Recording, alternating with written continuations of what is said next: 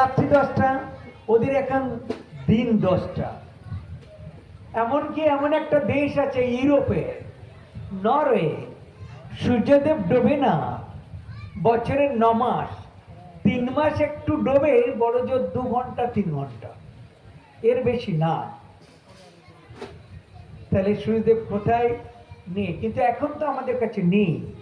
তাই বলে এই নয় সূর্যদেব আজকে পূর্ব দিক থেকে হয়ে উঠেছে মানে পূর্বদেবে সূর্যের জন্ম হয়েছে, পশ্চিম দিকে অস্ত গিয়েছে মানে সূর্যদেব মারা গেছে, এরকম তো না, ঠিক কি না?